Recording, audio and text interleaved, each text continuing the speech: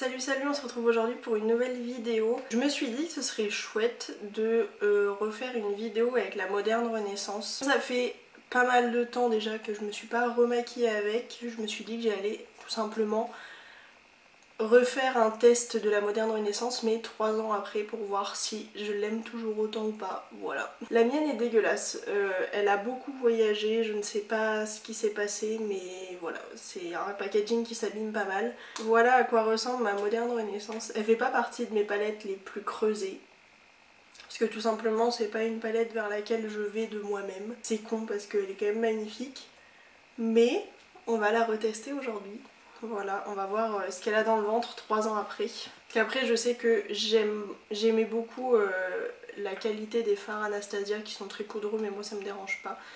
Donc je veux voir justement si j'aime toujours autant ou pas. Je mets ma base à paupières comme d'hab. Vous commencez à être habitués. D'ailleurs elle avance bien, je pense qu'elle sera finie d'ici ma prochaine update de Project Pan, je suis trop contente. Je pense que je vais quand même pas faire un truc trop compliqué honnêtement. J'ai la balle de trucs de prévu aujourd'hui. Je vais prendre un gros pinceau fluffy, c'est le E126 de chez Awa Studio. Et je vais prendre la teinte Buon Fresco, qui est juste ici. C'est une teinte qui est très peu creusée dans ma palette. C'est très poudreux, hein. C'est bien ce que je me souvenais. Et je vais mettre ça au-dessus de mon creux de paupière. Bon écoutez, c'est très joli, hein, pour le moment. Je me souviens plus du tout du make-up que j'avais fait il y a 3 ans, j'ai même pas re-regardé ma vidéo. Et bah écoutez, c'est une super belle teinte de transition. Moi j'aime beaucoup.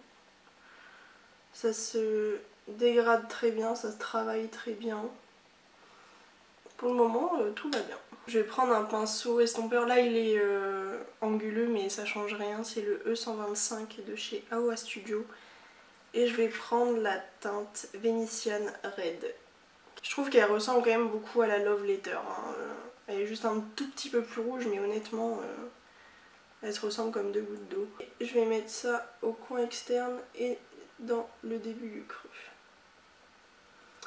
C'est quand même très pigmenté. Hein. En même temps, c'est du Anastasia. Faut s'y attendre.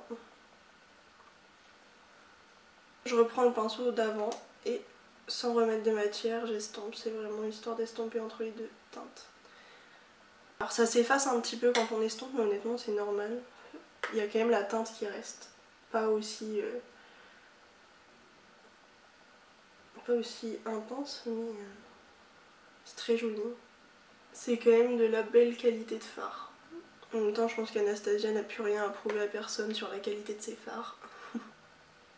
C'est fou parce que c'est facile à travailler, à estomper, à utiliser en superposition et tout.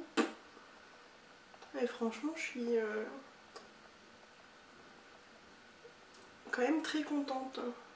Je vais prendre un pinceau encore plus précis, toujours fluffy, et je vais prendre la teinte Cyprus Amber, c'est le marron qui est juste ici, pour encore plus intensifier le coin externe. Ouh, il y a de la pigmentation. Je fais une oblique au niveau du coin externe et j'estompe un tout petit peu dans le creux. Je reprends le pinceau du Venetian Red pour estomper avec le marron. Je vais juste rajouter un tout petit peu de Venetian Red parce que du coup je trouve qu'on voit plus du tout la teinte rosée. Ah j'adore. Je vais prendre un pinceau plat et je vais mettre la teinte Primavera. En fait il y a 2 irisés dans cette palette et il y en a une où j'ai déjà touché le pan, du coup je vais prendre l'autre, la Primavera. Mais je sais que les irisés je les aime beaucoup dans cette palette. Et je vais tout simplement faire comme si je faisais un cut crease. Enfin un semi-cut crease, pardon. Je suis toujours fan des irisés. Hein. C'est un très bel irisé. J'aime beaucoup. Je reprends le pinceau du marron juste pour estomper un tout petit peu les bords parce que j'ai pas envie que ce soit ultra précis. Et vous voyez, sans avoir marqué le crease en le nettoyant et en enlevant le marron qu'il peut y avoir en dessous quoi, les irisés ressortent quand même, donc c'est plutôt pas mal. Ensuite je vais prendre un petit pinceau comme ceci, le 103 de BH Cosmetics. C'est en fait un pinceau plat mais un peu fluffy, j'aime bien utiliser pour le ras de cils inférieur. Et du coup je vais prendre la teinte Love Letter qui ressemble au Venetian Red mais en beaucoup plus rose. Enfin en beaucoup plus, en un peu plus rose pardon. Très poudreux celui-là. Et je vais le mettre tout simplement au ras de cils inférieur. Et ensuite avec un pinceau un peu du même genre mais encore plus fluffy, un peu anguleux, je vais reprendre la teinte Buon Fresco, l'espèce de petit lilas gris du début, pour tout simplement estomper ce que je viens de faire. Cette teinte Buon Fresco c'est vraiment la bonne surprise, hein. J'aime beaucoup. Je vais prendre un petit pinceau, je sais pas, langue de chat, non, crayon comme ça, j'en ai encore un. Et je vais prendre la teinte Tempera, c'est tout simplement le beige qui est ici. Et je vais l'utiliser en coin interne. Je vais mettre un coin interne mat. En fait c'est un mat mais qui est très lumineux. Il accroche bien la lumière. Vraiment trop beau. Bah voilà, moi je suis plutôt très contente du résultat là. J'ai la voix cassée, c'est improbable. Genre je parle pas ces derniers jours. Donc voilà. Et franchement, ça fait un truc un petit peu violet et tout. C'est trop beau.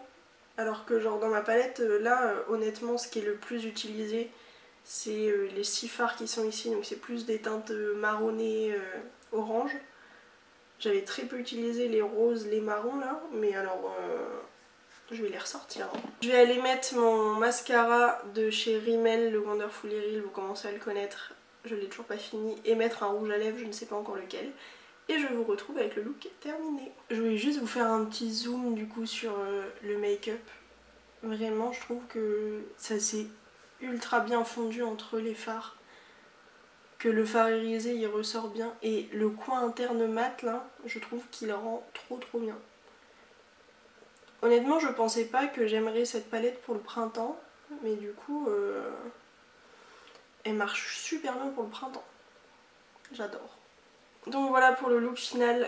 Sur les lèvres j'ai mis le Everlasting Liquid Lipstick de chez KVD en teinte Lovecraft. Voilà, c'est un très joli rose, j'aime beaucoup. Donc pour ce qui est du make-up, honnêtement, très bonne surprise. Je m'attendais pas à autant aimer cette color story en fait. Honnêtement, je voulais faire cette vidéo vraiment parce que j'avais vu ce type de vidéo là déjà sur YouTube et je trouve ça trop intéressant en fait de refaire une vidéo avec une palette 3 ans après l'avoir utilisée pour la dernière fois sur la chaîne. Et genre je trouvais ça trop intéressant et je me suis dit il faut vraiment que je fasse ça avec la moderne renaissance parce qu'en fait je l'utilise quasiment jamais, voire jamais. Parce qu'en 3 ans j'ai si peu creusé les fards, c'est vraiment que j'utilise quasiment jamais. Mais honnêtement très bonne surprise, c'est une super palette de neutres. Parce qu'il y a que... En fait il n'y a que 2 irisés mais je trouve qu'il en faut pas plus. Ils sont très bien comme ils sont. Et le seul truc que je trouve dommage c'est vraiment que les 2 roses se ressemblent. Voilà. Sinon c'est génial, genre je sais que ceux-là je les adore. Tempera c'est à nouveau une redécouverte, je l'adore, genre en coin interne mat, c'est parfait. Super surprise, voilà. En plus il me semble qu'elle est encore disponible la Moderne Renaissance, donc voilà. Si vous cherchez une bonne palette de neutres, je trouve qu'elle est plutôt pas mal. Mais après je sais que j'adore la qualité Anastasia Beverly Hills et je pense que je m'en achèterai d'autres comme ça. Déjà il y a la Soft Glam qui me donne de ouf envie. Et là je crois que c'est la Carly Bible aussi qui me donne super envie. Enfin bref. J'aime beaucoup, c'est de la super qualité. C'est une très belle color story. Et voilà, j'adore. Donc voilà, j'espère que cette petite vidéo à la redécouverte de la moderne renaissance vous aura plu. Moi j'ai adoré, vraiment, vous l'aurez compris, bref.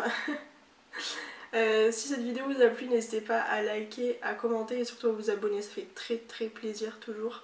Et moi je vous dis à très bientôt pour une nouvelle vidéo.